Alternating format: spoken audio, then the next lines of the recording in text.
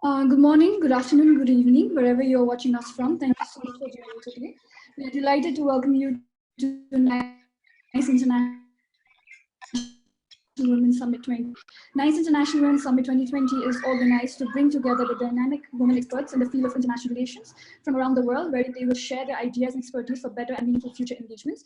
Our aim is also to good evening, wherever you're watching us from. Delighted to welcome you to NICE International Women's Summit 2020. NICE International Women's Summit 2020 is organized to bring together the dynamic women experts in the field. So our aim is also to reflect the fact that there are enough excellent women experts in the field of international relations, foreign policy, and security issue. This is the very first Women's Summit organized by NICE in a very short time. Throughout the summit, we'll be having 10 sessions that will take place at 2 Zoom rooms simultaneously. We have around 71 experts and speakers from 12 countries, including Nepal, India, Bangladesh, Sri Lanka, and US, the UK, Russia, Armenia, the Philippines, Switzerland, and Indonesia. So this is the first session of the summit, and to moderate the session, it's a real pleasure to have Dr. Bharati Chibber. Dr. Bharati Chibber is an assistant professor at Lakshmi Bai College, University of Delhi. She holds PhD from the School of International Studies, Jawaharlal Nehru University. She is the author of the book Regional Security and Regional Cooperation, a comparative study of ASEAN and SAARC, and has been regularly contributing articles, book reviews, and mainstream journals and mass media. So without further ado, I would like to welcome Dr. Bharati Chibber to moderate the session. Ma'am, the floor is all yours.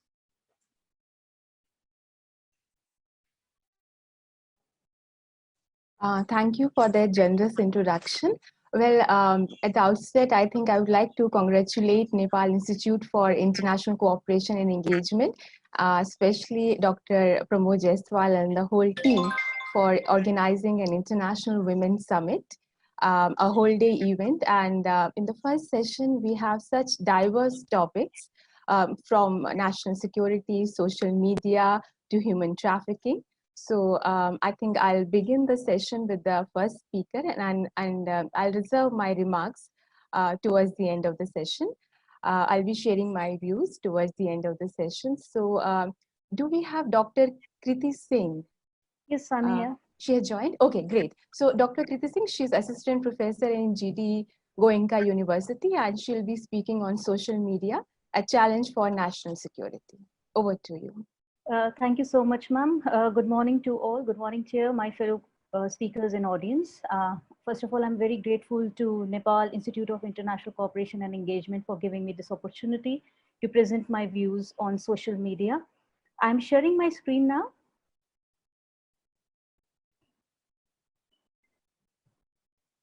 Can you see it?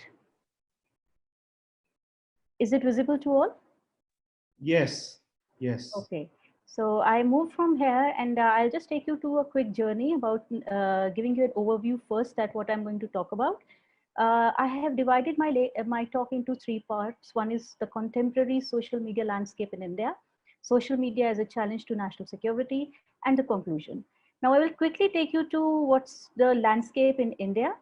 So if we talk about the landscape of social media in India, we can see that there are more than 6 million active users till Jan. And it is one of the second largest internet traffic which is coming from this country. Now, these are some stats that I'm sharing with you, which gives you that around 280 million people are on Facebook, 88 million on Insta, 65 million on LinkedIn, and you can see the number is huge. In terms of the penetration, social media penetration is 29%. These are some of the stats which will give you a view that how much the social media is tune with the way people of India are interacting on these social spaces. This is the annual digital growth of the country, January 2019. Now I'm coming to the social media challenge to our national security. Giving you my little view about it, in general, when we talk about social media, we talk about the challenges from national security perspective. It's related to the terrorist activities, the radicalization. It can be abused by the intelligence gathering agency of enemy. social engineering, cyber attacks, honey traps, propaganda, fake news, and trolling. I've taken this thing one step further, and I will now share it with you. I've divided my paper into talking to two portions. One is SM social media, challenges from Indian media perspective and Indian military perspective. I will give you a little background about how I reached here. It is a part of my research study, which is based on primary data, and it's a qualitative research. And the data which I'm next going to share with you is completely based on the qualitative primary data. So when we talk about social media as a challenge, I'm facing a little issue here with regards to my slides. Okay, without taking much of the time, because I know I'm a time constraint right now. So if we talk about the contemporary challenge and from the social media perspective, the primary data of my research indicated that yes, the social media did emerge as a challenger, as a game changer. How? From the media perspective, it have led to something which we call information warfare. One of the biggest challenge for the national security, which my research have indicated that the social media will be and still and will be extensively used for information warfare. Second challenge that my research have indicated is that social media is going to set the agenda for the mainstream media. Now, this is a completely different the way the traditional media used to set the agenda. Now we can see a reverse thing happening where the social media is setting the agenda for the market and for the people. Another challenge which we can see coming from the social media dimension is the perception management. Now, as the traditional way of setting the agenda has changed, so the power to change the perception for the people has also changed. Now, the person who have access to a social media is also a person who can add or manipulate or change the perception of a people who's reading his content. Another thing which is that the social media has emerged as a force multiplier. Now, this works both the ways. It works for the country, and it can also work against the country if it is in the hands of those people who are going to abuse the power of social media.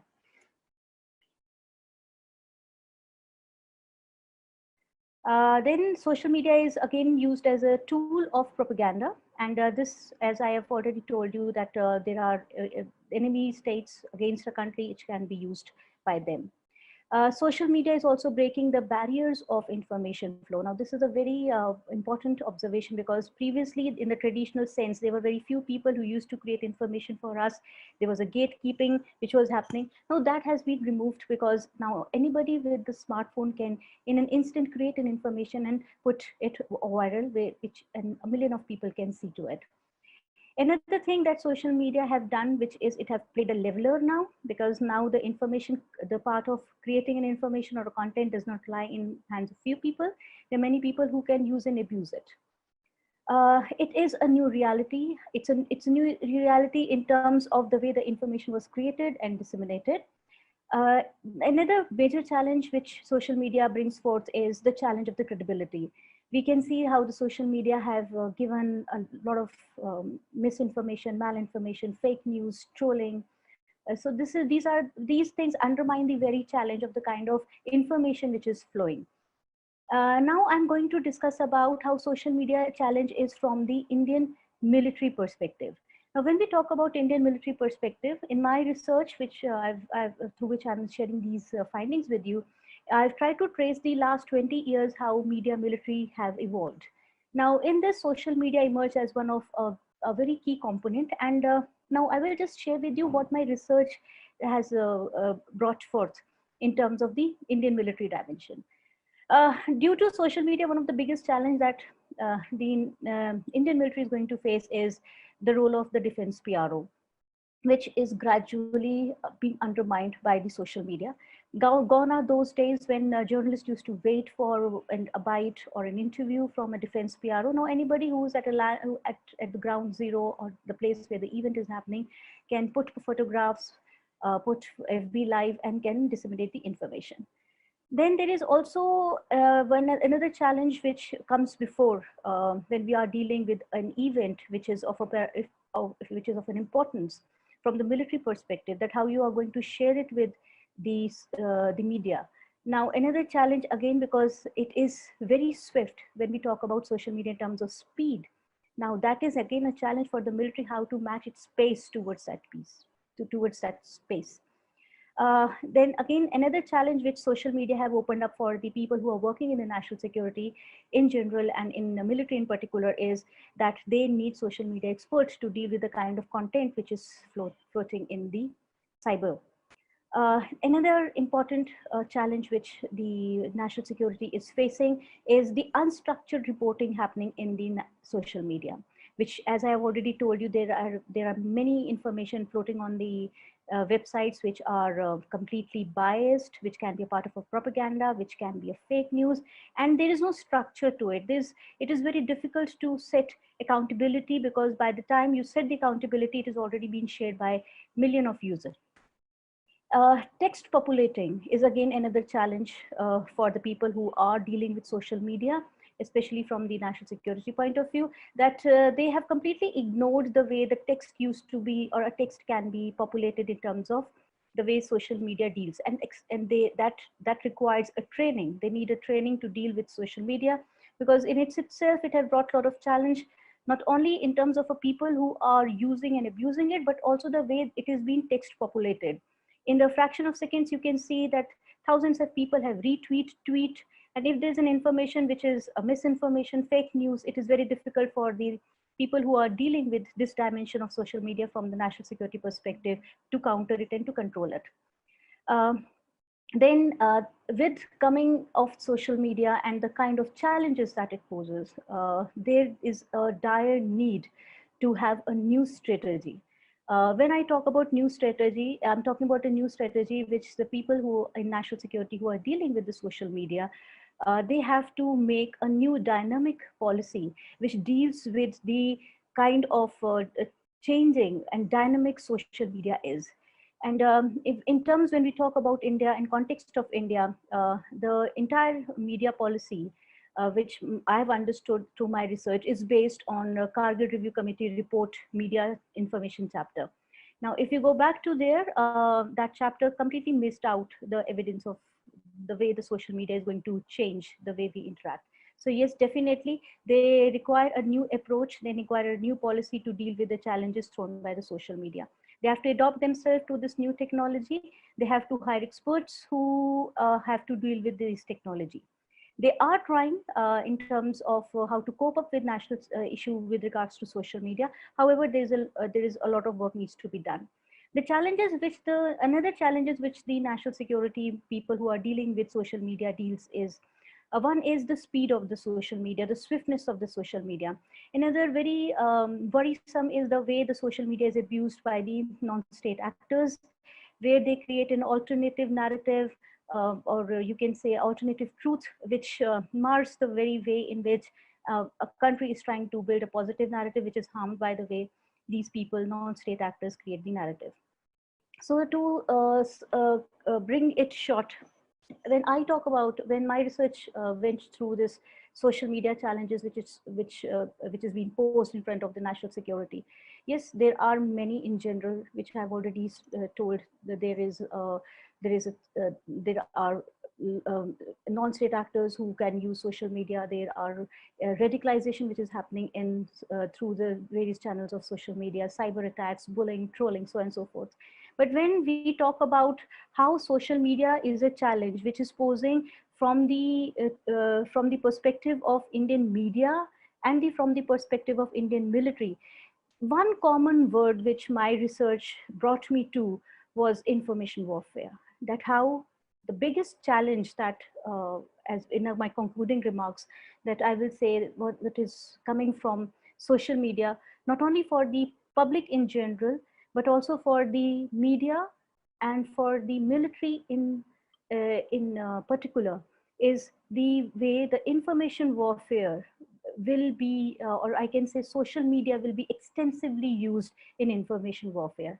And this also leads us to another evolution in terms of media military relationship, which can further strengthen the national security part as on whole. Is there will be instances of collaboration and convergence between two institutions. Thank you so much for giving me your patient listening and time. And my apologies, because of this internet speed, I got halted, my PPT have got halted. Thank you so much. Thank you, Kriti, for that interesting presentation. I'm sure there'll be a lot of questions on that. We'll take the questions at the end of towards the end of the session. Next, we have Shweta Basu. She is researcher with NICE, and she'll be speaking on COVID-19 and dilution of labor laws in India. Over to you, Shweta. Thank you so much, ma'am. At the very outset, I would like to thank NICE, Dr. Pramod Jaiswal sir, and Ashmita Gautam ma'am for organizing this exemplary summit, and a very warm welcome to all the participants and the viewers. And I'm extremely glad and honored to share the panel with such eminent and distinguished professors across the globe. Right, so today I will be shedding some light on the issue of dilution of labor laws by certain respective states in India, which is considered as a draconian decision in the wake of COVID-19 pandemic. Now, we are all amidst such an unprecedented situation with rising risks from global health crisis, which has engulfed nations across the globe. Now, in order to curb down the spread of this particular virus, different countries across this globe has taken certain haphazard kind of resolutions or regulations that has ultimately led to another unprecedented situation. Now, in order to bring down the spread of the virus at the very outset, different countries opted for the way of imposing lockdown phases along with border control mechanisms in order to prohibit the mobility of people from one place to another so as to curb down the rapid spread of this particular virus. Now, as a result of this continuous phase of lockdown, what resulted was a current halt into all the socio-economic activities, which in a way has also, led to a huge amount of economic insecurity, instability across nations.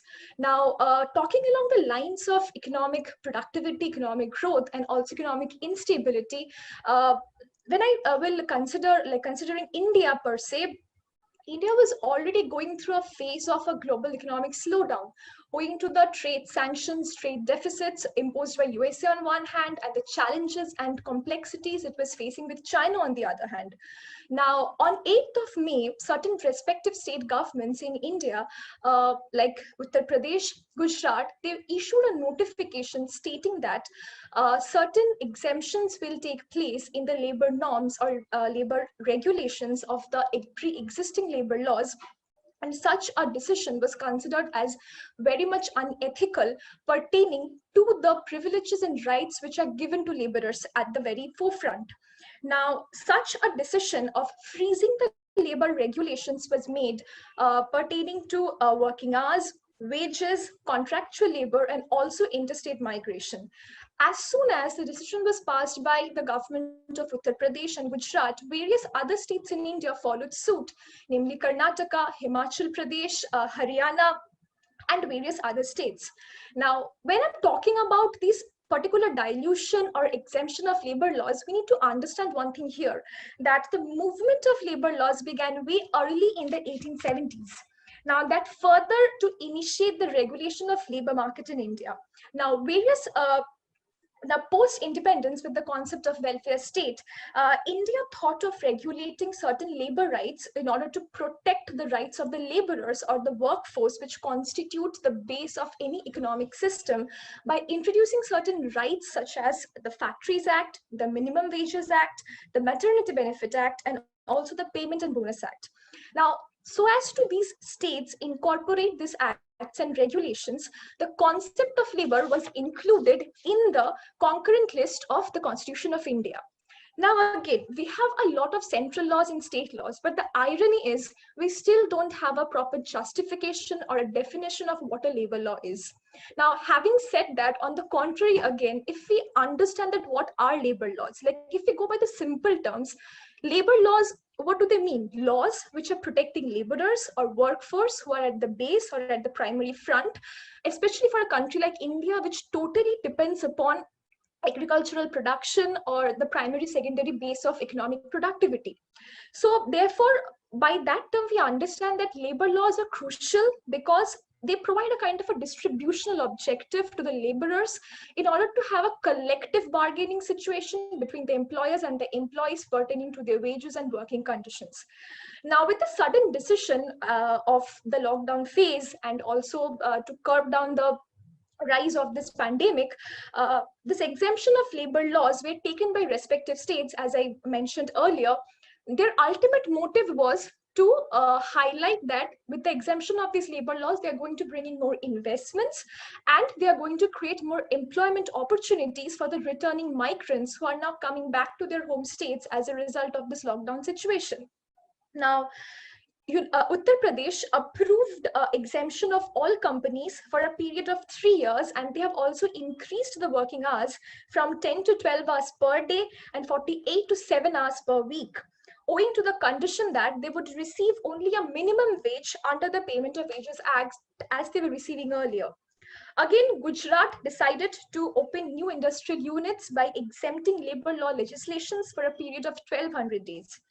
Again, Madhya Pradesh, they, beside increasing the working hours, they also exempted establishments having less than 100 workers adhering to the Madhya Pradesh Industrial Employment Act 1961, which regulates the conditions of workers. Now, as a situation, due to the sudden decision or the imposition of these exemptions resulted into a lot of havoc.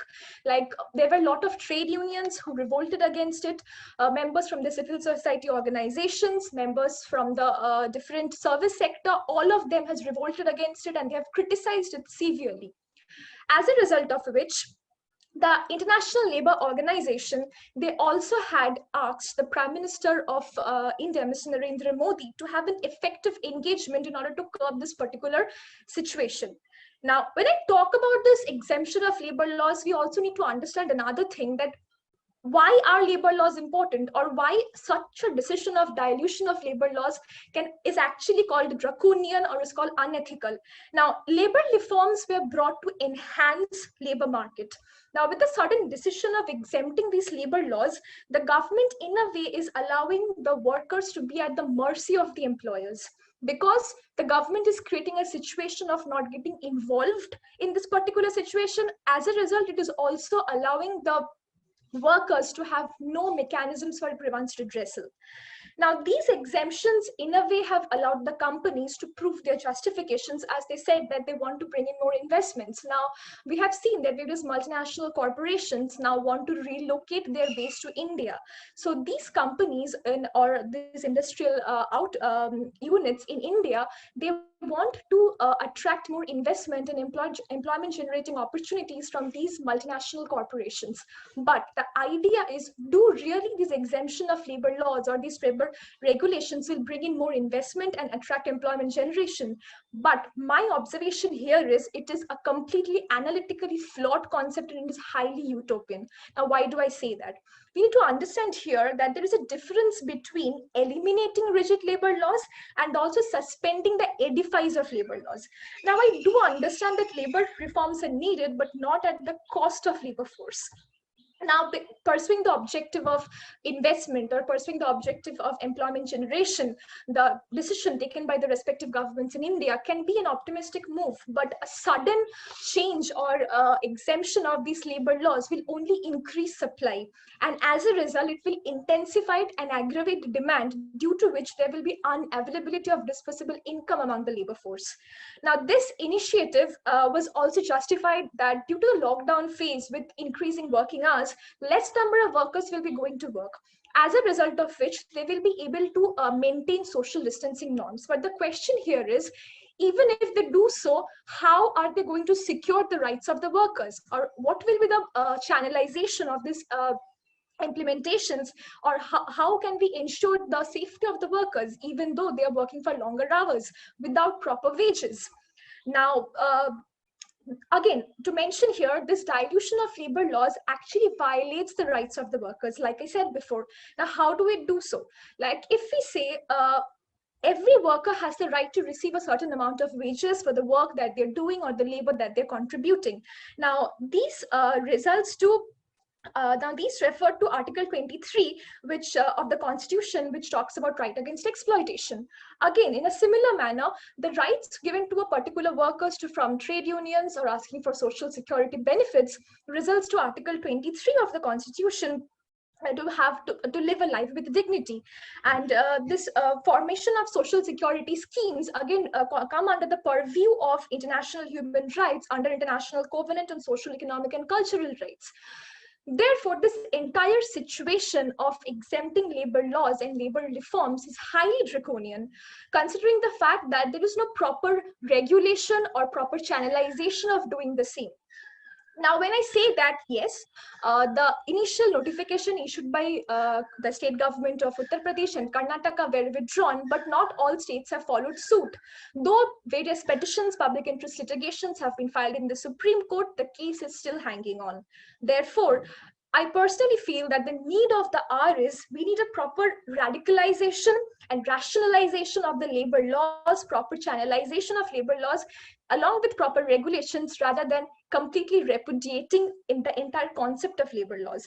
Because we need an utmost kind of a transparent and accountable social dialogue between the employers and the employees. We need to strengthen social security benefits, as we see that various workers at the front line are suffering a lot today. Like if we take up the case of the sanitation workers or say the ASHA workers, they're working without masks, they're working without PPEs at the front line, and they don't have a proper wages to get so when they are rendering their service among such a pandemic crisis. So therefore, we need enforceable contracts between the employees and the employers, and also we need a good amount of regulations of how these exemptions are going to carry out. Like a sudden imposition, like I said before, can never be a motive to bring a good amount of change. And yes, if investment is the ultimate motive, as the justification has been put forward, then we should remember here that companies would always like to invest where there is a decent infrastructure, where there is good amount of a productive, healthy workforce, along with good access to market and transport. Thereby, I would like to conclude here by saying that though the decision has been taken of diluting or exempting certain regulations in the labor reforms or labor norms, this should be done in a proper way. This should not be imposed all of a sudden upon the workers. Yes, I completely understand that this has been done to attract more investment, but the question is, how will the investment take place if the workers are going to protest, if there is a lot of unrest, suppression? Therefore, we need more social dialogue, and therefore we need more cooperative mechanisms between the employers and the employees. Thank you so much. Another interesting presentation there, Shweta. Participants can write their questions in the chat box. We'll take that towards the end of the session. Next, we have Sumitra Karki. She is Research Associate with NICE, and she'll be speaking on COVID-19 and its impacts on human trafficking. Over to you, Sumitra. Thank you, ma'am. Good morning, everyone. My topic for today is COVID-19 and its impact on human trafficking, and I am looking the situation in South Asia. I would like to request NIC technical team to okay, it's on.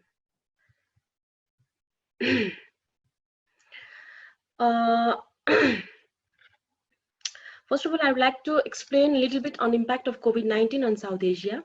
South Asia, like the rest of the world, has not been spared by the COVID-19 public health and economic fallout.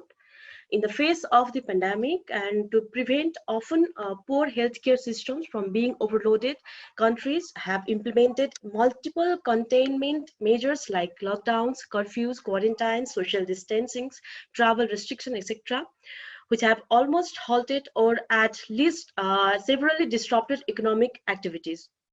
The recent steps to reopen economies are fueling a rise in cases and rise overwhelming health and governance systems. The speed and severity of COVID-19 in South Asia is alarming, with death tolls counting to a spike. Next slide, please. Next slide, please.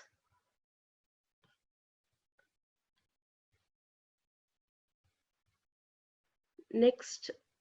Sumitra, you please, you can carry on explaining. Yeah.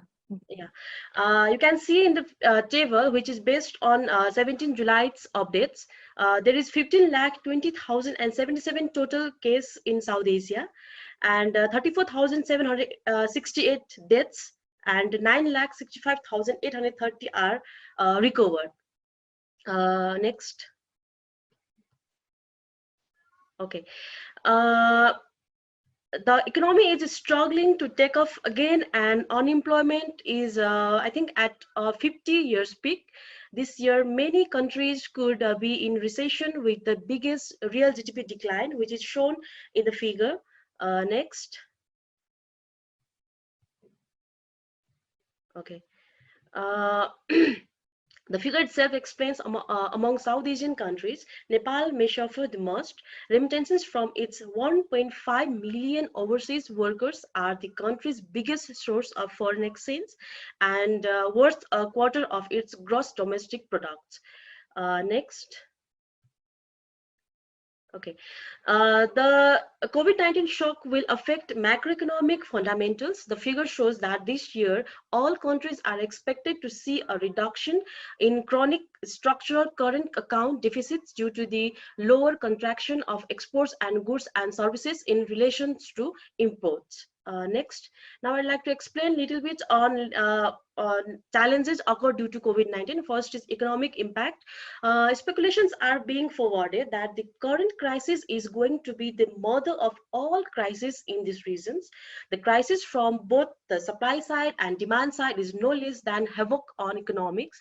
Tourism industries are choked like never before. The trading business is almost shut. Aviation industries are likely to sink into the debt trap. Entertainment industries are knocked out, and the agriculture sector is losing market. And the next is political instability. The socio-economic crisis could result in political instability and corruption that could weaken the popularity of incumbent leaders. This is the case in the Maldives and Pakistan, and potentially also in Bangladesh, and even in Nepal. Youth-led protests took place demanding the transparency of government's expenditure response to COVID-19. The crisis has also worsened societal fissures and structural problems, including religious caste and ethnic divisions, which could get more fueled by ineffective communication. And next is increasing in criminal activities. Of course, those without jobs and savings are solely dependent on the government's relief packages and the kindness of strangers. Hence, it is more likely to people will engage in criminal activities to, of course, survive. And now, human trafficking. Even under normal circumstances, identifying victims of human trafficking and rescuing them is a difficult task. Nevertheless, the current pandemic is making the situation even more difficult, and jobless, desperate people might be used easily by traffickers. Next slide, please. Okay, now I like to tell in brief about South Asian countries and human trafficking.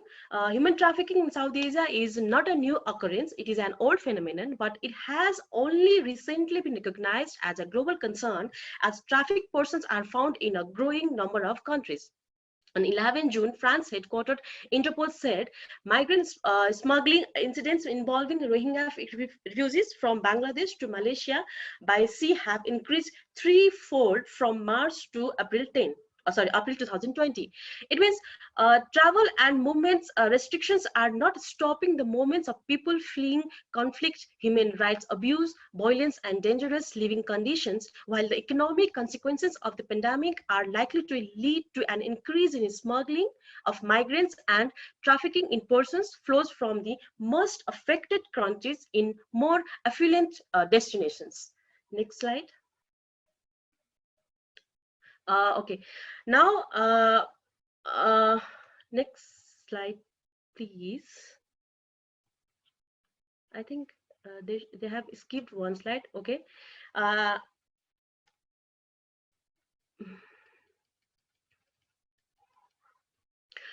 The impact of COVID-19 and human trafficking. Okay, sorry. The victims are obviously women and girls, Dalit community, migrant workers. These are in particular facing a greater risk from this pandemic as they are systematically disadvantaged and often suppressed by poverty, violence, inequalities, and marginalization. Refugees and asylum seekers living in camps are especially vulnerable to being trafficking. South Asia has one of the highest populations of refugees in the world, and particularly in Pakistan, Bangladesh, and the Maldives. Next, okay. Now I'd like to explain COVID-19 and its impact on human trafficking. Next slide, please. COVID-19 and its impact on trafficking. Okay. First is poverty and unemployment. Poverty and unemployment has always been identified as one of the factors that render people more vulnerable to trafficking. In South Asia, the onset of the coronavirus pandemic is early 2020 set off a series of health and economic crises that feed upon each other. The health crisis worsened the economic crisis by disrupting supply chains, throwing large number of people out of work and closing down large number of enterprises. Likewise, restrictive migration policies, travel restrictions might also prompt many migrants or asylum seekers to look for alternative, more dangerous escape paths, thus becoming vulnerable to trafficking in transit and at destinations. Okay, the lack of funding is affecting, in particular, the provision of shelters, without which many victims are at risk of homelessness and further exploitation and re-victimization. Disruption of supply chain. Obviously, in South Asia, the COVID-19 outbreaks is not only affecting people's mobility across and within countries, but also the supply chains.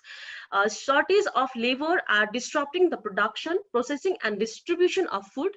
In particular, the global travel restrictions have impacted an ability of migrant workers to work and being left without any protection, making them more vulnerable to trafficking and exploitation. Trafficking and exploitation of children.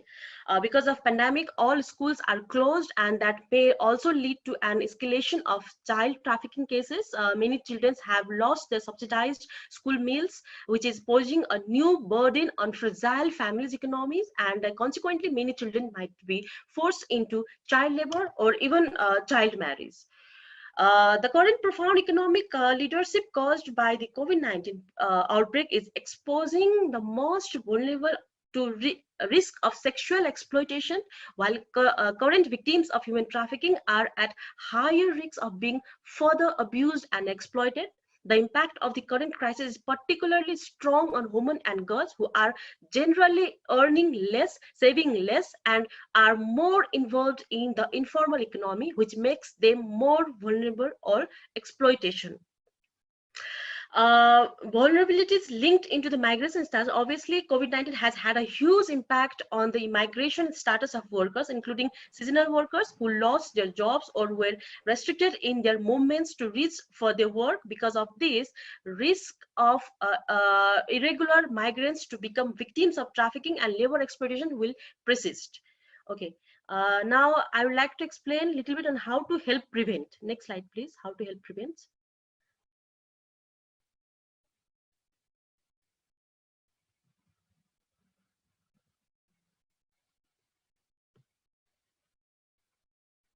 Okay, I think my network is very slow, so I'm getting slides very slowly. I think South Asian governments should strengthen legal and social protection pathways for victims of labor exploitation, and should facilitate access to justice for victims of trafficking and exploitation. States should guarantee the extension of projects in support to victims of trafficking to avoid protection gaps and risk of re-victimization. And also, non-governmental organizations should raise awareness with donors on the increased needs to fund trafficking prevention and response in light of the COVID-19 pandemic. And lastly, my conclusion for this topic is the current crisis caused by COVID-19 is bringing to the surface existing inequalities and vulnerabilities, and it is also shaping the way human trafficking is performed. States should take stock on what it has been done in the past to combat trafficking, and adopt long-term sustained policies to mitigate and eliminate vulnerabilities of trafficking. Okay, thank you. And if you have any questions, feel free to ask. I will be glad to answer. Thank you. Good presentation, Sumitra. We'll move on to the next presentation. But once again, I request all the participants not to take more than 7 to 8 minutes because it's almost 10:30 and we still have 4 presentations to go. Next, we have Pooja Sharma. She is Senior Assistant Professor, University of Delhi, and she'll be speaking on preparedness towards health disaster resilience, a way forward for cooperation in health security. Over to you, Pooja. A very good morning, everyone. It is my pleasure and honor to be part of this webinar, and I would like to extend my warm wishes to the organizing committee, NICE International Women's Summit 2020. So I will be sharing my presentation. Can I share my screen, please, so that I can handle it? I'll be sharing my screen for the presentation.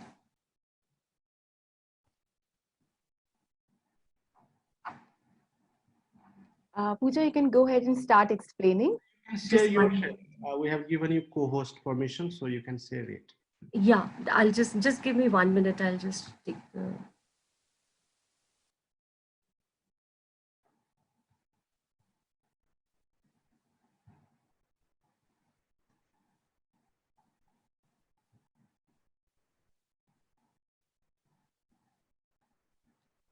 Shall we come back to you, Pooja? Shall we go to the next speaker and come back to you? Yeah, you could do that. Thank you so much. Yeah. Okay. We have Apsana Gautam. She is a student of Doctor of Optometry in Southwestern University, Philippines. Is she here? She'll be speaking in ophthalmic manifestations, eye protection, and COVID-19. Do we have Apsana Gautam here? Okay, then we can go to the next. We have Sanjana Srivastav. She is postgraduate from Central University of Jharkhand, and she'll be speaking on global governance in post-COVID-19. Sanjana, you can start your presentation. Hello. Yeah. You're audible. Very good morning. Yeah, very good morning, respected dignitaries and the panelists of this webinar. It's an honor to be a part of this webinar. And the topic of my presentation is Global Governance in Post-COVID 2019. So it is usually said that global governance is like an air. Its presence cannot be discussed, might not be discussed, but its absence means a lot. So, however, in these unprecedented and undetermined times, unexpected times, we have to require that we deliberate global governance in post-COVID scenario. The global pandemic has exposed many fault lines and limitations of global governance, and it is usually required that after COVID-19, there is a risk that the world would be more divided, conflictual, and nationalistic. In this scenario, collective action between communities is necessary for internationally to make a more rapid and peaceful exit from the crisis possible. So I would present upon scenarios upon which we can see the possible scenarios. So the first one is high-risk scenario, in which the politics will turn out to be more toxic, the world will be more nationalistic, divided, and there can be an exacerbation of the discrimination, and it can be seen in US, China, and India. And there can be a failure to cooperate internationally and it will hinder the fight against the virus. There will be a closing of borders and ripping of international rules, and that will make more effort to restart trade and travel. Governments will face gigantic debts. In short, financial crisis is the off-link, and without international cooperation and beggar thy neighbor policy, the economic recession will definitely be upon the international system. Finally, saber rattling or the threat is usually it is seen that there will be a diversion from politicians facing political and economic turmoil at home. The second scenario is that a better scenario in which the world will be managed by extreme conditions, and failure of cooperation after World War will drive the world to economic catastrophe. The three tasks is needed to be done, that is economic reconstruction, political and geopolitical reconstruction, and an immediate fight to an immediate fight of a common enemy, that is coronavirus. And lately, there has been cooperation among different countries, such as China, US, and Europe. And for example, Germany has flown Italian patients to the hospital. China has sent ventilators and protective equipment to other countries. In Latin America, there have been efforts to keep the borders open.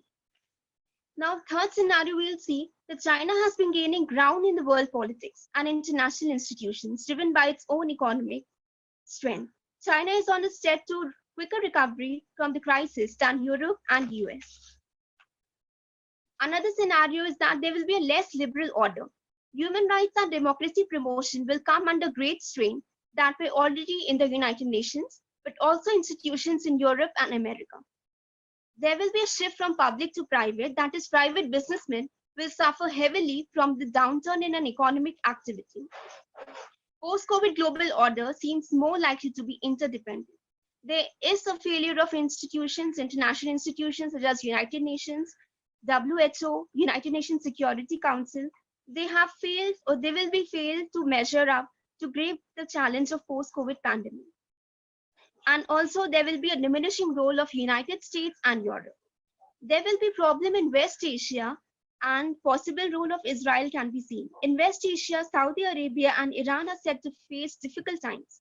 The oil price meltdown will aggravate an already difficult situation across the region. And obviously there can be no victors, but Israel may be one country that is in the position to exploit the situation to its advantage. So to conclude, I would say that the post-COVID world will lead the international system to be more divided, more nationalistic, and we'll find that to see changes in the economic and geopolitical front, and leaders across the world must cooperate to fight the virus. Thank you so much. Well, thank you, Sanjana, for sticking to the time schedule. That's great. Next, we have Dr. Akansha Singh. She'll be speaking on India-China water dispute. Akansha.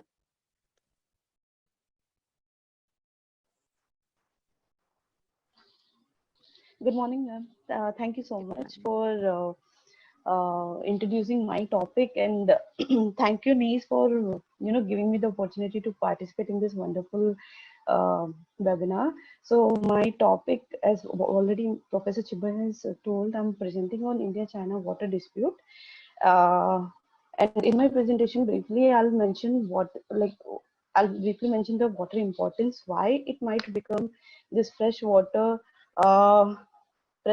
conflict, freshwater resources as a potential conflict factor among nations in coming future, why India and China are having water issues with Zangpo Brahmaputra river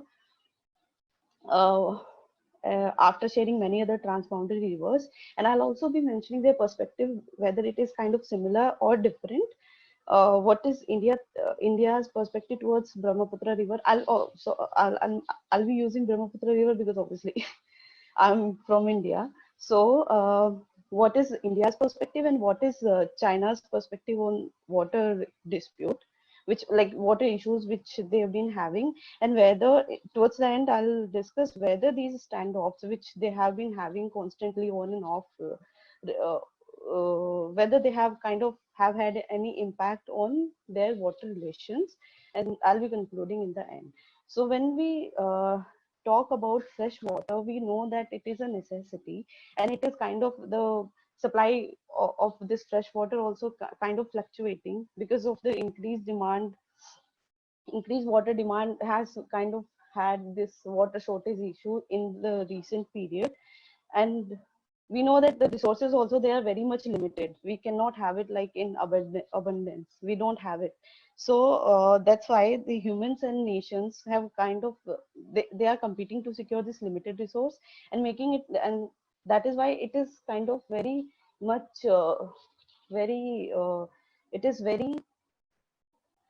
it might become a potential conflict factor among nations when and in the recent studies recent studies have shown that by 2025 more than half of the nations in the world will have freshwater shortage. There are many reasons, be it climate change and then increasing demand, industrialization and everything.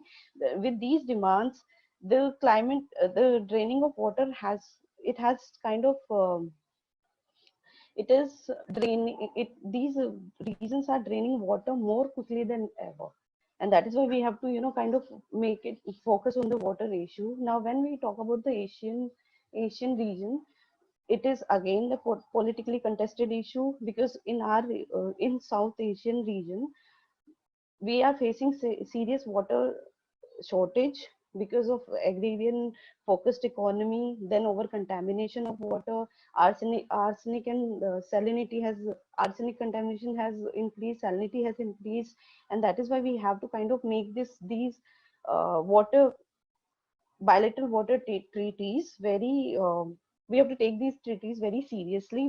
We kind of this is pressing need of the hour to build water relations or focus on water issue. Now it has been discussed at national and international platform.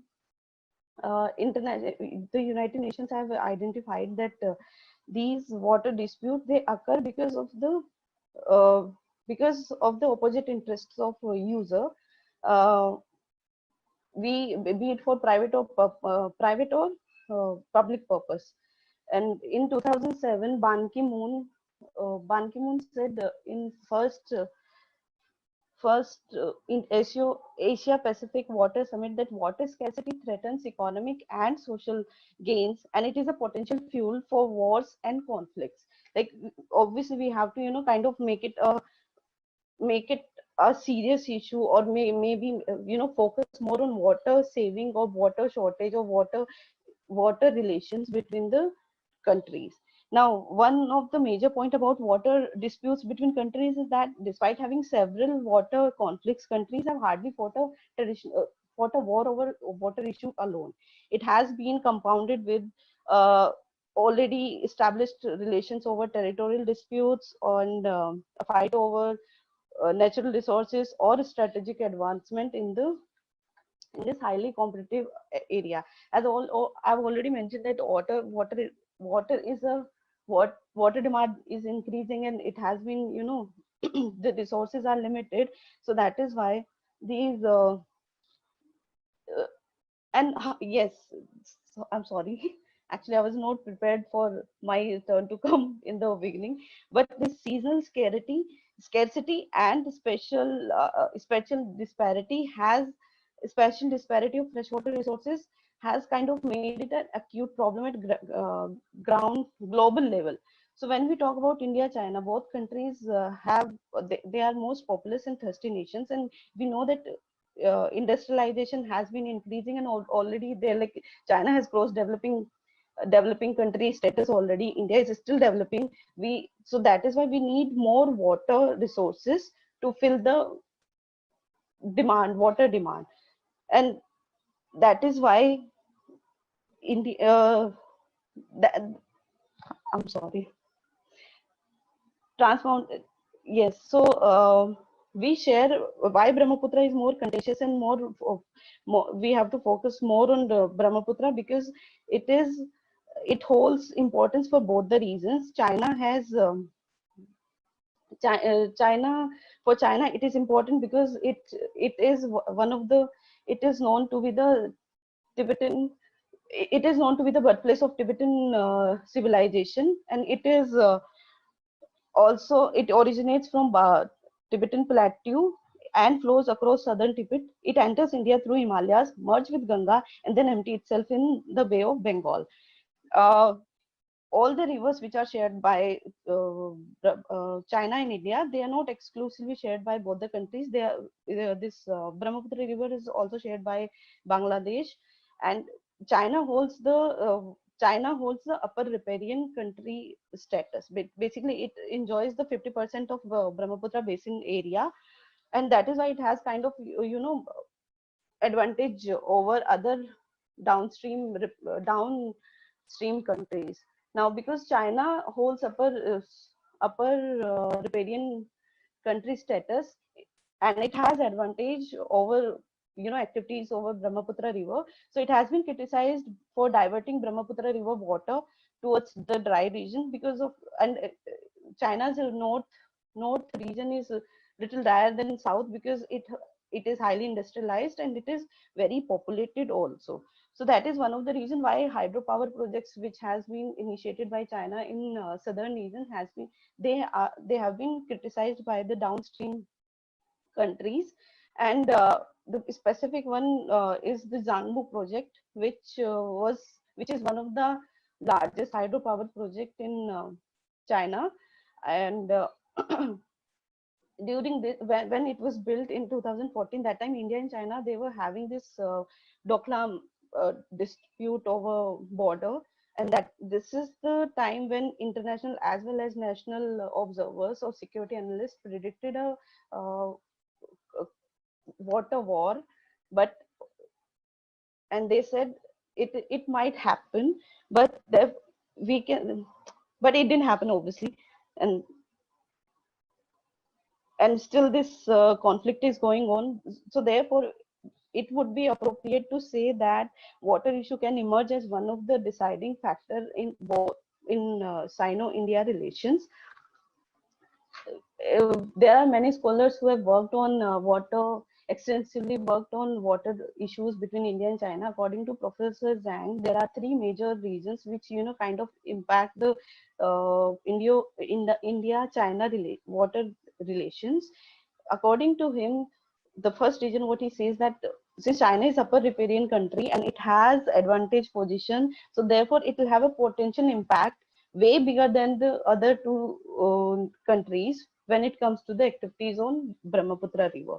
I've already spoken about the importance, which he again underlines it, saying that for India it is important because it is one of the major resource of fresh water, and also it holds the potential hydropower capacity for India, like one of the largest hydropower capacity potential it has over Brahmaputra. And then third is its strategic importance, because this Brahmaputra river, it is linked to the Sino-India border dispute. Both countries have claims in eastern Himalayas from the crest of Brahmaputra river in the east along with the crest of Himalaya.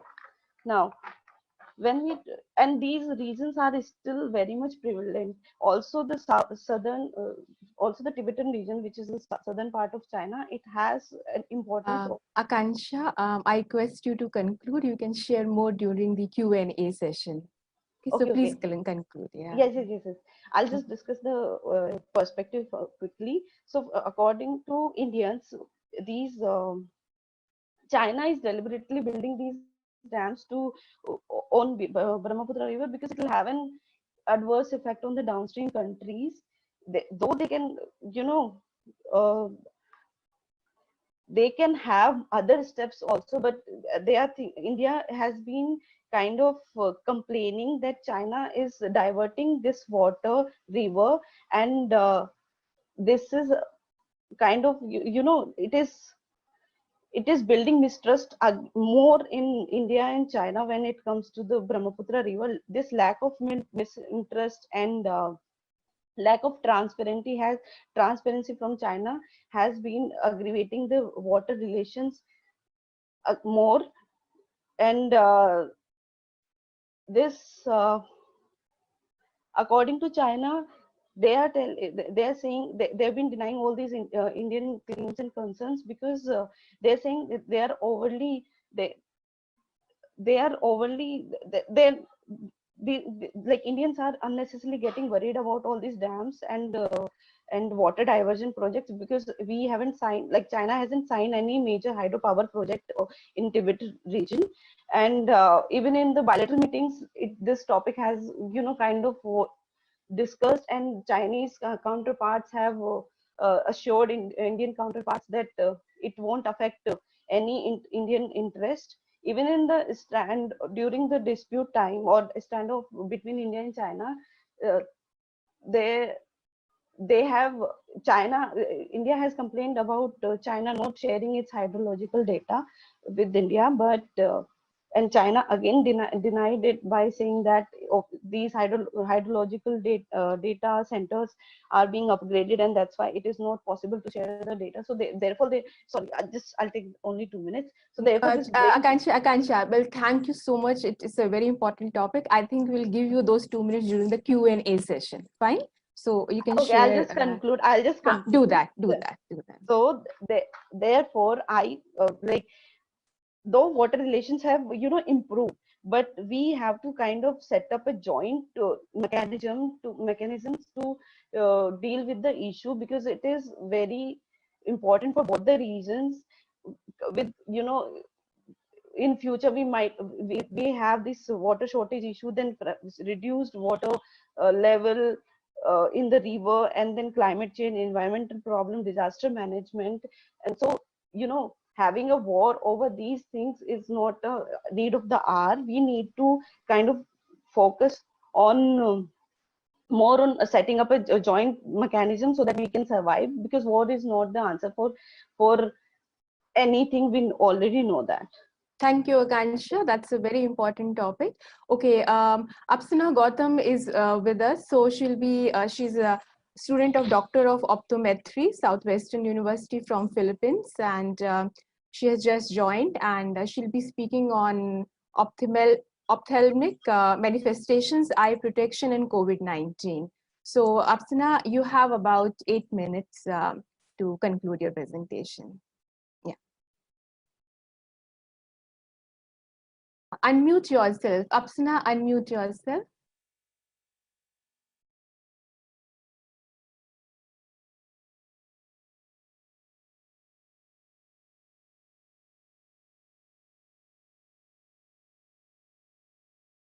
You're not audible.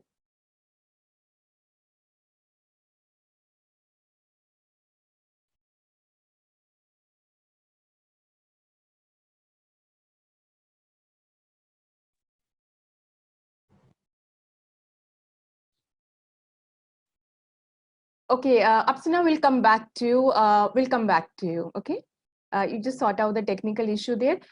Pooja Sharma, you can give your presentation, and please conclude it in 7 minutes because we don't have any time for Q&A otherwise. Okay. Yeah. I'll just share my screen. If you want, we can also share it for you, ma'am. Yeah, just it's coming up. Okay.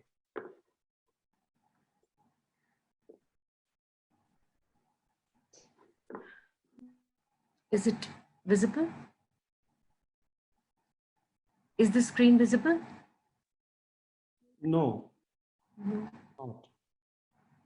Okay. Let me share it for you to save time. Okay. And yeah, You can share.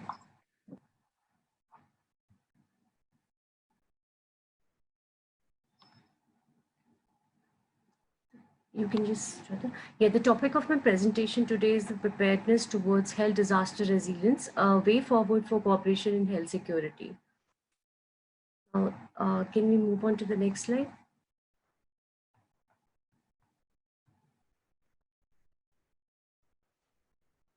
Yeah, with the onset of COVID-19 pandemic, it has been very highly imperative that the countries should strategically plan the process and for health hazards and the health catastrophe.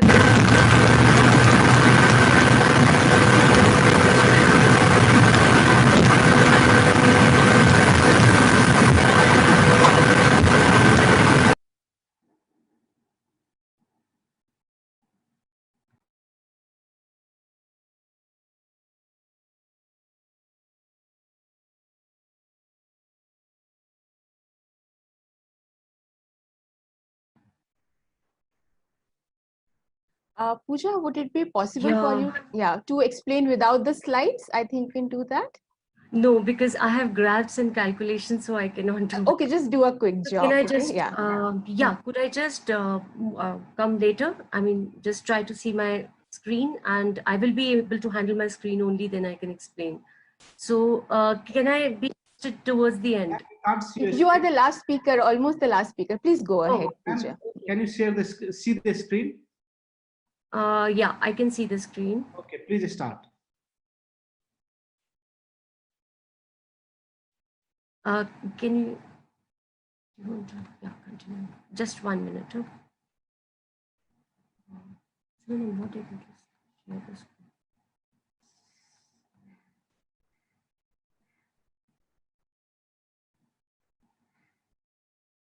Are you able to see that? Yes, your screen is visible. Is visible? Okay, now I'll just quickly do it. So COVID-19 has actually put across a lot of problems in the socio-economic, political and food security problem has been highlighted. At the same time, we can see that there has been a huge difference in the health facilities available, socio-economic factors across developing countries and developed countries. And they've been spending in a very varied ways, like US spends 17% of its health expenditure, 8.8% by Italy on the health, and India spends only 3.53% on the health sector. China manages to spend 5% around, and Germany spends only 11% of GDP on health expenditure, on health infrastructure. Low and middle income Asian countries have expanded their social security programs on the account of pandemic, and Philippines on 75% of the poorest of the poor have had a transfer to the poor, and 70% of the household have had a transfer from in Sri Lanka, and India also spent 10% of the GDP, that accounts for 0.8% of GDP allocated to social protection. Now the challenges are of life and livelihood, which are based socioeconomic factors, health infrastructure, political stability, and on the more, food security, which has been neglected, has become an important part of this aspect of preparedness for health disasters like this. So I'll come quickly to the objectives, where the study attempts to evaluate socio-economic political factors and the food security aspect in constituting the health disaster resilience. In the second objective, I plan to construct a comprehensive index for health disaster resilience index, with comprising of 5 different dimensions, that is health infrastructure, economic factors, food security, socio factors, political factors, by selecting certain 5 or 6 countries on the whole. And a comprehensive social health security framework has been constructed after in the last slide, where multilateral and bilateral cooperation has been presented in order to combat the health hazards. So methodology which I picked up is the principal component analysis, where I've constructed this by using the original data from World Bank Data Bank, and from there I've constructed the normalized values, and using that normalized values, our index has been prepared. So these are the different variables which have been taken. For health disaster resilient index, I have considered 5 different aspects: health infrastructure, economic component, food security, social component, political component. Each component or dimension has been captured by 5 to 6 indicators which have been picked up from the World Bank Data Bank. So data site. And the first, in this case, health infrastructure. So has been considered 5 different variables which have been considered are number of beds, number of doctors available per 1,000 people, drinking water facility in the rural areas, sanitation facility in the rural areas, immunization of the children. Then economic factors are public health expenditure percentage of GDP, domestic income, fiscal deficit, then infrastructure ranking, and tourism and travel, then debt GDP ratio of the countries. Food security has been developed, and the index has been developed by using contribution of agriculture in the GDP, food imports, proportion of agriculture land. Then social factors have been considered, like life expectancy, population density, migration, inequality, refugees. Political factors have been considered, like political stability, voice and accountability, control of corruption, government effectiveness, terrorism. So if we look at the story of the data, story behind the data, picking up health infrastructure for the first case, we can see the comparison being drawn here. As far as the availability of the water is concerned, Bangladesh has maximum availability of water per person in the rural areas, and sanitation, Sri Lanka is exceeding, then immunization, all the countries are doing well, then hospitals and physicians is the situation. Combining all these factors, I constructed a health index where China and Sri Lanka are ahead in terms of health infrastructure. coming to the economic factors, looking at various indicators, comparing them, it is considered that public health expenditure is maximum in Brazil. The 6 countries which have been picked up are all developing countries, and public health expenditure is greater in Brazil as well as in China. But trade and transport is maximum in China, and as far as Nepal is concerned, imports of goods and services as percentage of GDP is high, and debt GDP ratio is high in Sri Lanka. So combining all these indicators constructed one indicator or one measure of economic, that measure of economy is definitely higher in China as compared to Brazil, and followed by Brazil. Now coming to the social security, the indicators have been compared like agriculture as percentage of GDP, where Brazil tops, and then food imports as percentage of imports. You can see the comparison here. Agriculture, land as percentage of the area. So this combining together food security constructed one single measure of food security, for which India is better off in terms as compared to the other countries. Looking at the social dimension, social factors, comparing it across, we see that population density is highest in Bangladesh, and income inequality is highest in Brazil, and refugee population is highest in Bangladesh.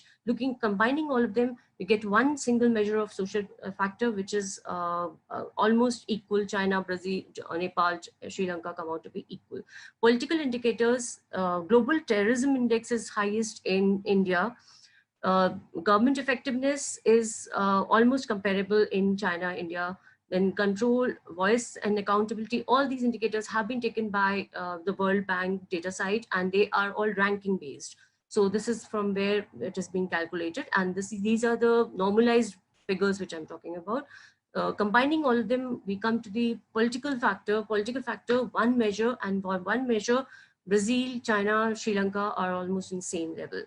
Now, combining all the 5 dimensions, I've constructed the final index, which is called as Health Disaster Resilient Index. And in that, you can clearly see that India, Bangladesh, Nepal, all these countries are negatively placed. It means basically that they are all insecure in terms of health disaster resilience, and they need to really work hard towards it. So India, Bangladesh, Nepal come to the lowest level, and higher the value, it means you are better performed, better prepared in terms of socio-economic, political aspects. Now, health disaster resilience, if you could just compare with the developed countries, USA, UK, Italy are down the line, and they are in a vulnerable situation as compared to Canada, Japan, Sweden. These are the countries considered for the developed countries. And you can see easily that USA, UK, Italy are at a very low level. Now, comparing at the correlations, health disaster resilient index, you can easily see that highly correlated by health infrastructure, significantly positively related, basically means that higher the infrastructure available, health infrastructure, higher is your resilience. And what is very interesting to note here is that the health infrastructure and political factors measure, they are contributing a lot in this resilience index, and they're highly correlated. Higher, the better you are placed as in terms of resilience, disaster resilience index. And lower your factors are, you will be. And the other factors which are highly significant are economic, definitely economic and social factors. Another interesting point to note is that there is a significant negative relation with the food security and health disaster resilience index. And for that matter, food security component is a very crucial component for the vulnerability aspect of health resilience. However, it has been observed that the countries with greater food security have less resilience of health in health disaster. In other words, you can say that the countries which have better, stronger agriculture base, they lack infrastructure, health infrastructure, and they perform poorly in the socio-economic political stability. So this particular fundamental fact has been highlighted, that the countries with a lower economic have higher agriculture base, have to work a huge time towards strengthening their health infrastructure, socio-economic, political stability. Arising from all this observation, we come to the health security framework, which has been proposed in this paper, and that constitutes the 4 elements, the basic pillars which are constituting this health security framework for cooperation are health infrastructure, food security, technology, and environment, which you can see in the slide, that they are 4 different layers of cooperation which can be expected out of it. Health infrastructure, you can expect a cooperation in terms of doctors, medicines, hospitals, availability, affordability, and accessibility can be together worked out within these regions and within these countries. R&D in medicines can be worked out regarding the health.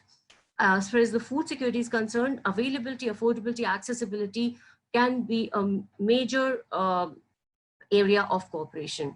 Technology is concerned, digital healthcare, digital triage, remote monitoring, exchange of knowledge and innovation are the peculiar areas where they can think of cooperation.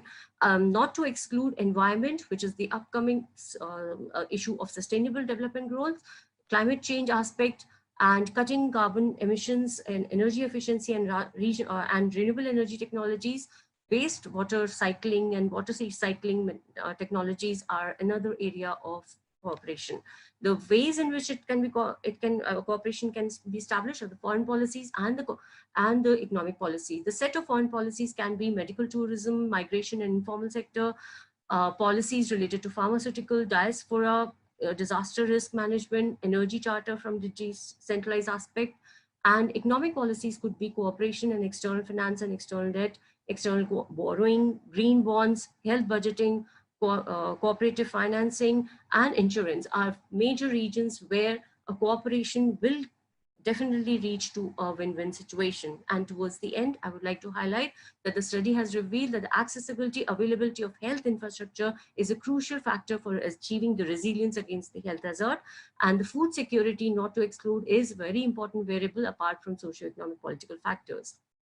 It is evident that the countries having agriculture base have to strengthen their health infrastructure accessibility in the rural areas, and all the countries have to secure the food availability. And this opens up avenues for interregional cooperation in strengthening the agriculture base, owing to the acute need to achieve the SDGs, Sustainable Development Goals.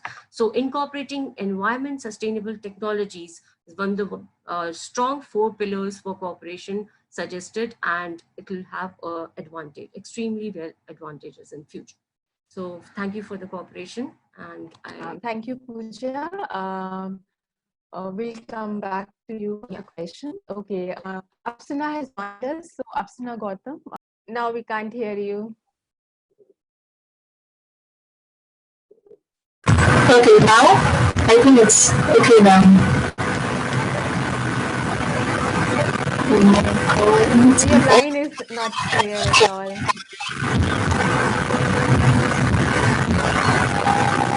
Okay, Apsana, what we can do, you can sort that out, and probably we can take some questions for our previous speakers, and then till you sort out your line problem, right? Okay, ma'am. Okay, ma'am.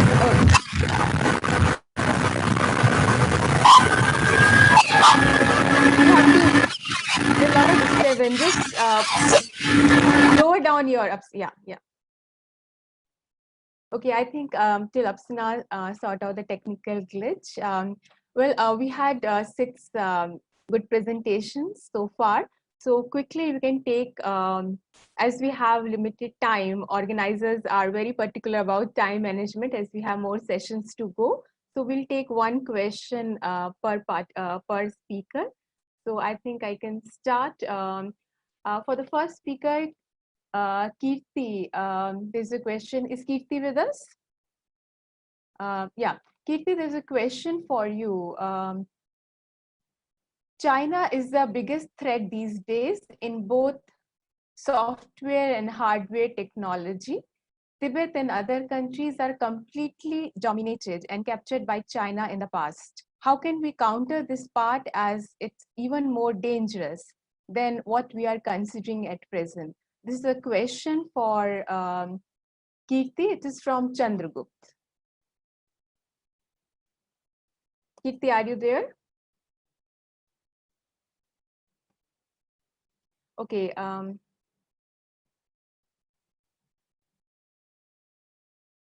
Shweta Basu. Yes, ma'am. Okay, Shweta, there's a question for you. It's from Anjali Chahal. Keeping in mind that there's no clear definition of labor laws in India, So apart from economic exploitation, legal lacuna faced by the marginalized sections, especially during the pandemic, the category of domestic workers and the unorganized sector workers, they are facing discrimination and stigma in addition to loss of dignity. So how can we imagine how can they negotiate and ensure, that there's dignity for workers, for these workers, the Right. unorganized and the domestic workers? Yeah. Right. So like I mentioned at the very outset that there is a lack of social dialogue between the employers and the employees. Now, when talking about the marginalized section of the workers from the organized or unorganized sector, all these workers, labor laws are there, labor regulations are there, but the problem is that we don't have proper reforms. We don't have proper channelization of these reforms. Like if you think along the lines, then India has long ratified the ILO conventions, and it is also a signatory to the tripartite consultation International Labour Standard Convention that requires government to consult workers' body or the stakeholders, and through before taking any policy-oriented decision concerning labor laws. So, but the problem is that we don't have proper implementations or proper policies to formulate this kind of consultations to go on, and that is the reason why we see there are a lot of labor unrest and a lot of oppression and suppression going on. So yes, to create a stable position or a stable ground to ensure that these marginalized workers or workers from the organized and unorganized sector have proper rights, we need to have proper enhanced policies. We need to have proper formulation of these policies, and also look that there is proper channelization which is going on regarding the resources, regarding their rights, to ensure that there is proper negotiation between the employers who are employing them and also as well as the workers. Thank you, Shweta. Okay, we have next question for Sumitra. Sumitra, you are there?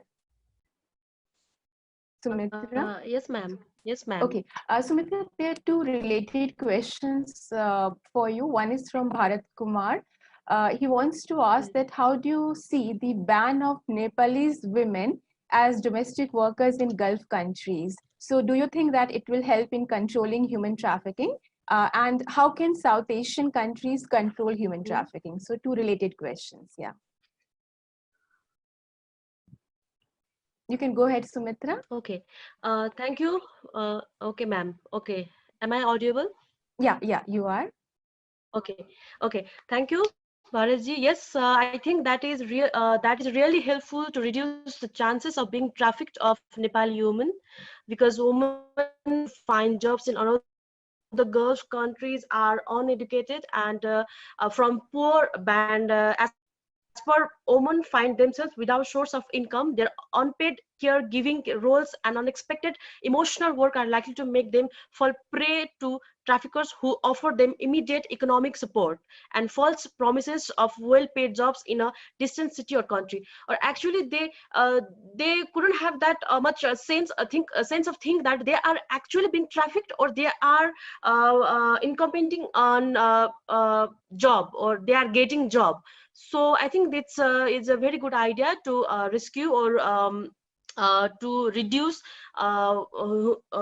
women trafficking in Gulf countries. And the next is, I think, yes, the current global economic downturn will bring along a sharp increase in unemployment rates in South Asian countries, which is likely to increase cross-border trafficking in persons from countries experiencing lasting drops in employment.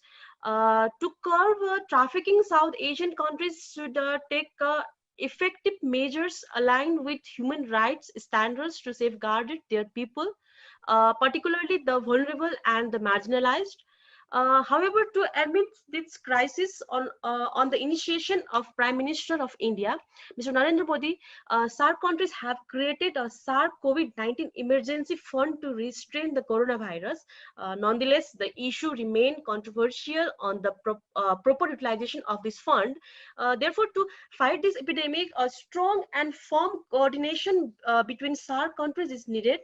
And the current crisis required coordination among all the South countries in four fronts, I think. Supply chain easing, second is migrant workers management, and I think third is collaboration in the health sector, and facilitating government loans. I think this will help to minimize the possibility of people being trafficked in South Asia. Thank you. Thank you, Sumitra. Yeah. Then we have a question for Akansha. Akansha, you're there? Akansha? Yes, ma'am. Hello, hello. Sorry. Okay, good. Yeah. So, Akansha, there's a question for you. What will be the effect on the water dispute between China and India in the context of present political situation and recent Galwan dispute? Okay, Be as brief. Yeah. oh, okay. As I've already, thank you, ma'am. Thank you so much. As I've already mentioned in my presentation, that we have had standoff between these two countries, and to be frankly, in this realist world, and we know that these wars are not a recent phenomenon. We've had deep political tensions from a long time, and we have also survived. We have these uh, non-binding MOUs, and I feel in future as well, it India and China will survive these tensions. Rest time only will tell. So Okay. Well, I think Kirti has joined back. So yeah, Kirti, Yes, there ma'am. was a question in countries also in terms of software and hardware technology, and has dominated Tibet. So how do you see that we can counter China in the present context? In the context of Armed forces is, I think in the present scenario, is the very right step in a right direction. Second, narratives. Narratives are very important. And one of the major narrative that India has, and which we have always firmly stood, is that we are here for peace building measures. We are not a country who have an expansionist way of looking at their fellow neighboring countries. That narrative is one key thing where we can use social media to text populate that narrative of ours. Especially, it's very difficult. We have to understand one thing, that the general population of any country, they may have different political organizational structure, but they do influence a lot in the decision making. And here, if we see social media, it has the power to bring forth those narratives which are sometimes marginalized, or are sometimes tweaked in a way that the general public should say yes to what the people in power wants out of them. So again, though it's a very difficult situation from a media perspective, that how the common person from that country is aware that what is the India's intention. So because they are not on the same social media platforms the way we are. But yes, from our side, especially to give our narrative more strength and more reach, so that directly or indirectly we can create positive messages, the correct messages, which transfers our intent, communicate our intent to the people there. Then yes, I think social media to an extent can play a major role, because not all. Thank you, Kriti. Thank Right, you for that answer. Okay, we have a question for Pooja. Pooja, this is a question that during the pandemic times, the cost of the essential supplies like medicine, there's a lot of inflation in terms of these cost and supplies. So, and it is used as a tool by the capitalists. So, what are your views on that? Yeah, this is the fact, and that's why the entire narrative towards the discourse is going towards the welfare economy, in order to avoid this kind of a situation when only capitalism working, when the question is of life and death, and you're looking at the economy and from the capitalistic point of view. So to avoid that, this is we are moving towards, we need to, in fact we have to move towards a welfare state when the social security and social the social aspect is taken care of for each and every individual, and when it comes to life, everybody is treated equally. So thank you. My response is towards that. Yeah, thank you, Pooja. And I have a question for Sanjana. Sanjana, interesting presentation. You mentioned that in terms of global governance, you see countries becoming more nationalist, right? But there are many examples For example, even India, we are having a lot of virtual diplomacy, a lot of summits, towards multilateralism. So don't you think that perhaps nationalism and multilateralism will go hand in hand? Yes, ma'am. There will be a collective interest, and multilateralism will certainly promote in this area. Okay, chalo. Thank you, Sanjana. So, yeah, Apsana, can we have your presentation if you're ready? Because we are almost at the fag end of our extended time. Okay, ma'am. Can you hear me now? Is it good? You can try this disturbance, but you can just lower down the volume a bit and then go ahead. Okay. How about that? Is it better now? Yeah, now it's much better. Please go ahead. Yeah. Okay, thank you so much for this opportunity. I'm so sorry for this delay. There was some problem with my laptop. Okay, so today I'll be talking about ophthalmic manifestation, eye protection, and COVID-19. I would like to request the host to start the presentation slide.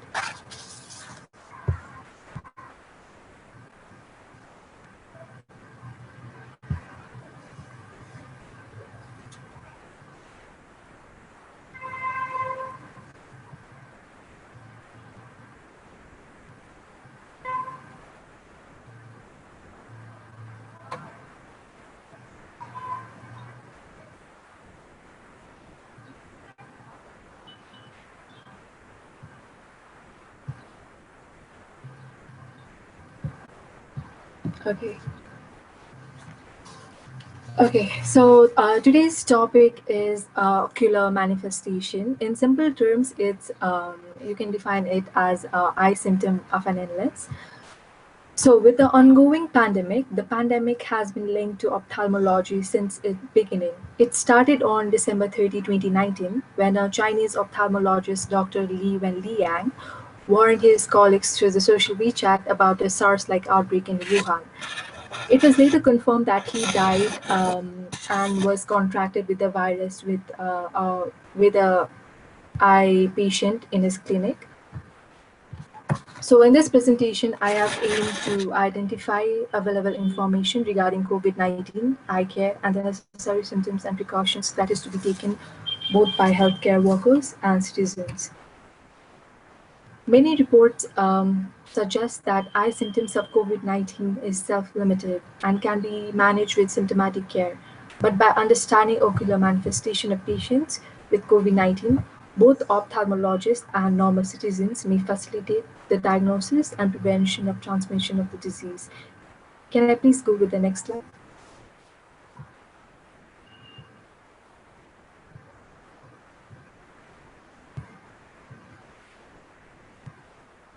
Okay, so during the outbreak that happened in 2003, the outbreak of severe acute respiratory syndrome, the main primary risk factor of SARS was due to the lack of eye protection, and the transmission of infected patients, the infected patient transmitted the pathogen to the healthcare workers. So it prompted a concern that respiratory illness could be transmitted through eye secretion. And same thing is happening right now, though there is not evidence much to support it, but it is believed that eye symptom can be regarded as one of the vital symptoms of COVID-19. Next slide, please. So out of many reports conducted, the case series of patient at a hospital center in Hubei province, China is the most notable one. During the period of treatment, the ocular signs and symptoms as well as results of blood tests were noted. A total of 12 out of 38 patients showed eye symptoms consistent with conjunctivitis. So here the conclusion is 1/3 of patients with COVID-19 had eye abnormalities, but the frequent symptoms of eyes occurred only in patients with severe cases of COVID-19. Although there is low prevalence of coronavirus in tears, it is still possible to transmit via eyes. So next slide, please. Some people with COVID-19 develop pink eye, but it's not as common as other symptoms like fever, dry cough, and fatigue. Research has also found it seems to be a more common symptoms in people with severe cases of COVID-19. So the necessary precaution that both the healthcare workers and citizens should take is by avoid touching the eyes, because it is many research have been conducted, and now it is showing that the virus can in fact be transmitted through eyes. Next slide, please. Few of the cases has been reported where healthcare workers did not wear proper eye protection and they were tested positive, even though they were wearing N95 mask, proper PPE equipment. They still tested positive because one of the reason that it happened is, I think, because of the lack of eye protection. So one of the first case involved was an anesthesiologist who performed intubation procedure on a COVID-19 patient without eye protection. She later presented with red eye and was diagnosed with COVID-19. The second case was a nurse with respiratory symptoms as well as pink eye symptoms. So if you look at both of these cases, they have similar eye symptoms before the fever was gradually noted down after a few hours. So I think virus can take the eye surface as an entrance route to infect the immune system of a person. Next slide, please. Although the risk of viral transmission through eye secretion is low, it is still important to take all the necessary precautions. Social distancing, as advocated in many countries, means being 6 feet away from others. This is clearly impossible in the clinical world. So it has been observed that physicians who are more risk of becoming infected are ophthalmologists and anesthesiologists, because of the proximity of the examiners to mucous surface.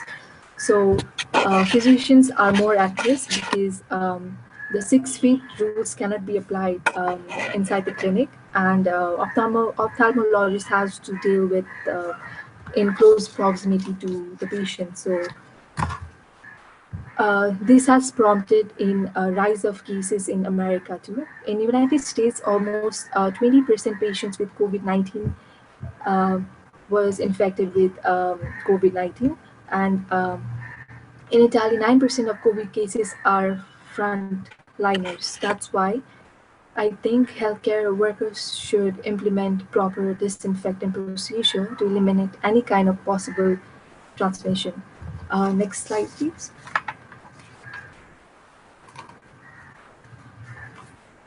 Slide 9. Regardless of whether they have eye signs or ocular signs, patients should be instructed to avoid touching the eyes, nose, and mouth to prevent viral spread. According to the latest article published by American Academy of Ophthalmology, there was an article saying asking all the contact lens wearers to consider switching to glasses during this outbreak. They urge that reducing contact lens use will reduce the amount of times the patient touch the eye and provide physical barrier between respiratory droplets and eye mucosa. And this helps to limit the eye transmission of COVID-19. Moving forward, all hospitals and clinics should follow precautions to limit potential ocular transmission of COVID-19. Next slide, please. Within the outpatient, inpatient, and surgical settings, an professional approach is necessary to manage COVID-19 and to mitigate the spread of disease successfully. There should be clear communication between hospital administration, provider teams, and clinic support staff regarding wearing PPE and utilizing new technology for consultation. Next slide, please. Many health workers, despite being fully gowned with a protective suit and N95 respirator, still get infected by the virus. The first symptom they show is conjunctivitis, followed by fever a few hours later. That is why it is very important to use proper protection for eyes, nose, and mouth. Although the route of transmission of COVID-19 is mainly respiratory. The reports and many cases suggest that virus transmission through eyes is equally possible. Though there are no reports of sight affecting manifestation of COVID-19, it is still very important to know to be up to date about the possible symptoms and how to